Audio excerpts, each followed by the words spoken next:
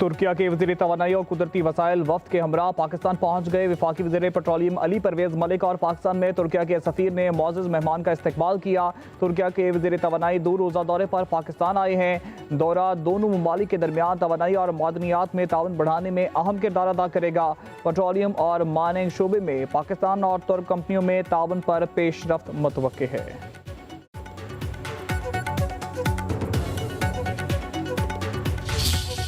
कैसर साहब, गवर्नर राज जो है वो मार्शल लॉ की कोई शक्ल नहीं है, आइन में दिया है, फ्रेमर्स ने दिया है। जो ओथ लेते हैं वो ओथ भी इसी बात का हमें पाबंद बनाता है कि हमने आइन और कानून के मुताबिक अपने आप को कंडक्ट करना है और बतौर रुकन असम्बली के हमने जो रूल्स ऑफ प्रोसीजर और जो हमने कोड ऑफ कंडक्ट बनाया वो हमने उसकी पासदारी करनी है। तो सर, किसी सियासी आकाओं को खुश करने के लिए या पॉलिटिकल पॉइंट स्कोरिंग के लिए सर हमें ये रेड लाइन क्रॉस नहीं करनी चाहिए। खैबर पख्तूनख्वा में गवर्नर राज की बास गश्त, कौमी असम्बली का हंगामा खेज इजलास। गवर्नर राज आइन का हिस्सा है, मार्शल लॉ नहीं। किसी भी के ज़ाती मुफाद के लिए रेड लाइन अबूर नहीं करना चाहिए। सूबाई मशीनरी के साथ वफाकी दारुल हुकूमत पर हमला गैर आइनी है। वफाकी वज़ीर कानून आज़म नज़ीर तारिक का असम्बली में इज़हार ख्याल, अपोजिशन को मुज़ाकरात की भी पेशकश कर दी। कहा, अब जब बुलाएंगे हम आएंगे और बात करेंगे। मुल्क और कौम का सोचें, धमकियाँ देने से ऐवान फतह नहीं होते। ये ऐवान इसी तरह रहेगा। पाकिस्तान चलेगा तो बानी PTI को भी उम्मीद होगी शायद वो दोबारा इक़्तिदार में आ जाएं। नवाज शरीफ को इक़्तिदार से निकाला गया तो हमने इस्लामाबाद पर चढ़ाई नहीं की।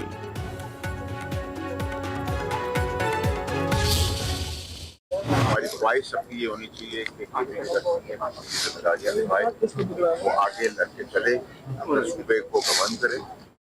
और अगर नहीं तो गवर्नर राज का ऑप्शन जो है वो होना नहीं है, फिर हो जाएगा। देखिए जी, वैसे तो हालात और वाकयात पूरा तो आपको काम सारे अच्छे हैं, हम चाहते हैं कि पैसे को नहीं कंटिन्यू करें, लेकिन अगर कोई कंसेंसस का इशू हुआ तो पूरा फिर सियासी तो नहीं निकल सकता। एक रास्ता है कि आप सियासी तौर पे शहबाज शरीफ साहब के पास जाएं और प्रेसिडेंट जरदारी साहब के पास जाएं और ये मसला हल हो जाए।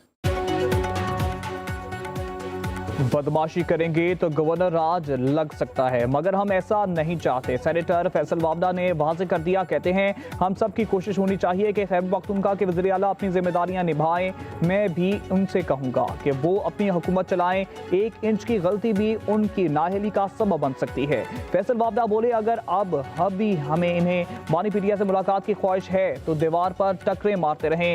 एक ही रास्ता है कि वज़ीर आज़म और सदर मुमलिकत के पास जाएं। हर मसले की चाबी उन दोनों के पास ही होती है। ये जो इधर बैठे हैं हमारे 2 दोस्त बैठे हैं, कल उसने टीवी पे कहा है कि खैबर पख्तूनख्वा में गवर्नर राज के ऊपर सोचा जा सकता है। मैं नाम मैं भूल गया हूँ, बैरिस्टर साहब क्या, अच्छा बैरिस्टर अकील। सबसे पहले बात यह है कि इसने किस कैपेसिटी पे बात की। सबसे पहले तो गैर जमहूरी और गैर जमीरी इन्होंने अपनाया है, हुकूमत के एक नुमाइंदे ने अपनाया है कि एक सूबे में एक जमहूरी जो सबसे ज्यादा वोट ले चुके हैं, जो उधर सबसे ज्यादा पॉलिटिकल पार्टी, जो सबसे ज्यादा पॉपुलर पार्टी है, पार्लियामेंट सबसे बड़ी पार्टी है, उसके खिलाफ ये कह रहे हैं कि गवर्नर राज के ऊपर सोचा जा सकता है। ये आप सोच सकते हैं। गवर्नर राज का आप सिर्फ ख्वाब देख सकते हैं। बैरिस्टर अकील ने गवर्नर राज की बातें किस हैसियत से कर रहे हैं। हुकूमती नुमाइंदे ने गैर जमहूरी रवैया अपनाया। असद कैसर का कौमी असम्बली में इजहार ख्याल, कहा एहतजाज का हक पार्लिमानी रवायात हैं। महमूद अजगज़ई की जमहूरियत के लिए खिदमात को खिराज तहसीन पेश करते हैं। वो जमहूरियत के लिए तवाना आवाज़ हैं।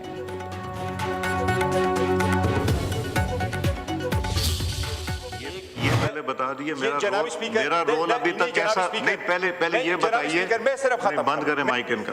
पहले ये बताइए कि मेरा रोल अभी तक कैसा रहा है। माइक खोलें जी। जनाब स्पीकर, मैं जो सीरियस बात करने लगा हूं कि आप असम्बली में आप कह रहे हैं कि हम हमलावर हो रहे हैं, तो आप हमारे खिलाफ रिजोल्यूशन पास करवा रहे हैं, जबकि आपके आधे से ज्यादा मिनिस्टर कर से लगे हुए थे कि सूबाई हुकूमत भी नहीं चलने वाली, वहां हमने गवर्नर रूल लिखाना है। तो अगर ऐसा ही है तो फिर आपको छोड़ देते हैं। मेरे से प्यार से बात करें, मुझे तो मसला ही कोई नहीं है, मगर जो मेरी जिम्मेदारी है कि अगर कोई कहे कि जी हम पब्लिक ले जाके इस पे हमला करेंगे, वो फिर करके देख ले जो करना है। उन्होंने कहा हिंदुस्तान से बात करें, अफगानिस्तान से बात करें, आपसे नहीं बात करेंगे।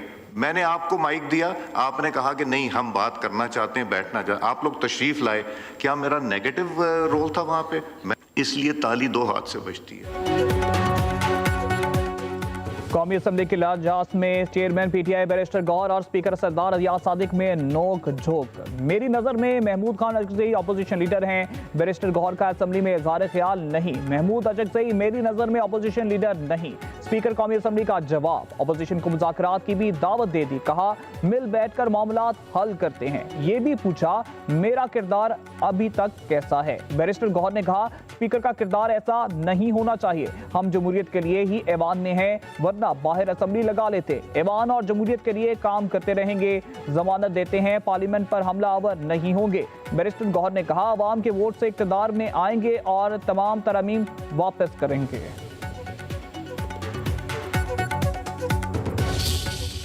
शहीद मोहतरमा बेनज़ीर भुट्टो साहिबा ने, मियां मोहम्मद नवाज शरीफ साहब ने और दोनों पार्टीज की लीडरशिप ने बैठ के एक मिसाके जमहूरियत किया और इस मुल्क में एक पीसफुल ट्रांजिशन वापस आई। मगर उस वक्त स्पॉइलर का किरदार किसने अदा किया? किसने कहा कि इसकी बहन बेटी को पकड़ के गिरफ्तार करो और जेलों के अंदर डाल दो? किसने कहा कि सुबह शाम मुझे गिरफ्तारियों की लिस्ट चाहिए? और मैं हल्फन आपको कहता हूं कि ये लोग सुबह शाम पता कराते थे कि जेल के अंदर खाना तो नहीं मिल गया। जेल में मुलाकात मुशावरत के लिए होती है, इदारों के खिलाफ साजिशों के लिए नहीं। वफाकी वज़ीर इत्तलात अता तड़का कौमी असम्बली में इज़हार ख्याल, कहा गैर कानूनी मुतालबा कभी पूरा नहीं होगा। पीटीआई दौर में सियासी मुखालफिन को इंतकाम का निशाना बनाया गया। मानी पीटीआई दौरे अमरीका में कहते हैं कि मैं जेलों में उनके AC उतरवा दूंगा। कहा नवाज शरीफ और मोहतरमा बेनज़ीर ने मुल्क के लिए मिसाक जमहूरियत किया। मिसाक जमहूरियत के बाद मुल्क में सियासी अमल बहाल हुआ।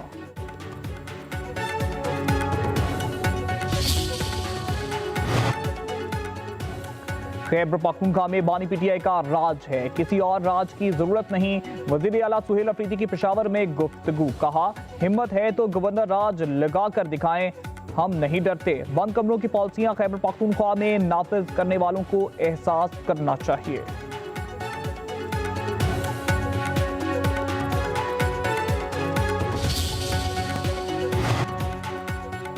पेशावर हाईकोर्ट ने सरकारी मशीनरी का किसी भी एहतजाज या सियासी मार्च में इस्तेमाल रोक दिया। सरकारी मशीनरी के नाजायज इस्तेमाल के खिलाफ फैसले में कहा गया सरकारी वसाइल की गैर मजाज इस्तेमाल बदउनवानी और इख्तियार के नाजायज इस्तेमाल के मुतरादिफ है।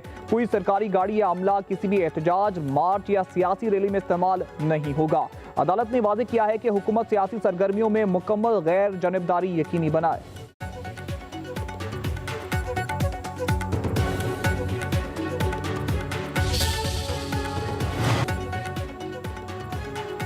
वज़ीर आला खैबर पख्तूनख्वा सुहेल अफरीदी के खिलाफ इंतखाबी ज़ाब्ता अखलाक केस में अहम पेशरफ। इलेक्शन कमीशन ने दायरा इख्तियार पर सुहेल अफरीदी से तहरीरी मौक़िफ़ तलब कर लिया। सुहेल अफरीदी ने कमीशन के दायरा इख्तियार पर एतराज़ उठा दिया।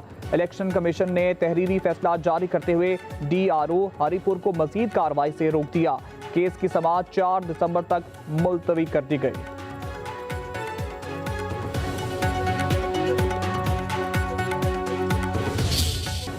कराची का कमसन इब्राहिम सपुर्द खाक। नमाज जनाजा में सियासी रहनुमा और सैकड़ों इलाका मुकीन को शिरकत। अहले खाना गम से निढाल, वालदा की दुहाइयाँ, हालत गैर हो गई। बच्चे के दादा ने कहा इब्राहिम एक इकलौती औलाद थी, ये बहुत मुश्किल वक्त है। वाक़े की तहकीकात के लिए डिप्टी कमिश्नर ईस्ट की सरबराही में कमेटी कायम। कराची के खुले मैन होल्स रवां साल 24 इंसानी जानें निगल चुके। शहर कायद में 13 माह में गटर की ढक्कन ना होने की वजह से 1543 शिकायत मौसूल हुई। कमसन इब्राहिम की लाश 14 घंटे बाद 1 किलोमीटर दूर नाले से मिली। गुलशन इकबाल नीपा चुरंगी में डिपार्टमेंटल स्टोर के बाहर रात 11 बजे कमसन इब्राहिम खुले मैनहोल में जा गिरा। कई घंटे कोशिशों के बाद भी नाकामी पर 5 मुकामात पर खुदाई करके तलाश करने की कोशिश की गई। 3 साला इब्राहिम की वालिद के मुताबिक शॉपिंग करके स्टोर से निकले तो कमसन इब्राहिम हाथ छुड़ाकर मैनहोल के करीब खड़ी मोटरसाइकिल की तरफ भागा। ढक्कन ना होने के बायस इब्राहिम मैनहोल में जा गिरा। मेरी कमिटमेंट आपसे मैं दे दूंगा। साबिर साहब, आपको सिफारिश करने की जरूरत नहीं, मुझे पता है वो अपोजिशन लीडर है, मुझे पता है। आपको सिफारिश आपको नहीं, मुझे पता है वो अपोजिशन लीडर है, आप सिफारिश ना करें, मैं दूंगा आपको कॉल अटेंशन। मैं आपसे कह रहा हूँ, मैं आपसे वादा कर रहा हूँ, आप तशरीफ रखिए भाई, आप तशरीफ रखिए। आप मैंने मना तो नहीं किया ना, मैंने तो नहीं, आप मुझे डिक्टेट ना करेंगे। माइक खोलें।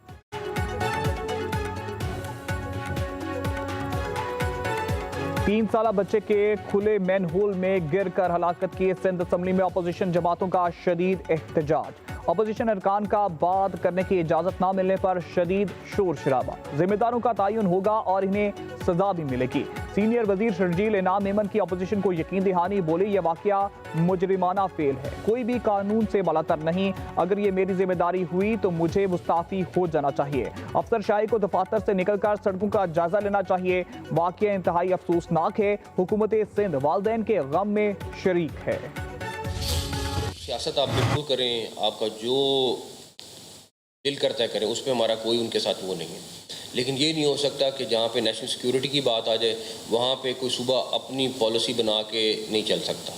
ये नहीं हो सकता और ना इसकी इजाज़त देंगे। एक कॉन्स्टिट्यूशन में चीज़ हुई है, ये एक नया इदारा बन रहा है, इनका है कि एक बटन दबाव हो जाए, ऐसे होता नहीं है।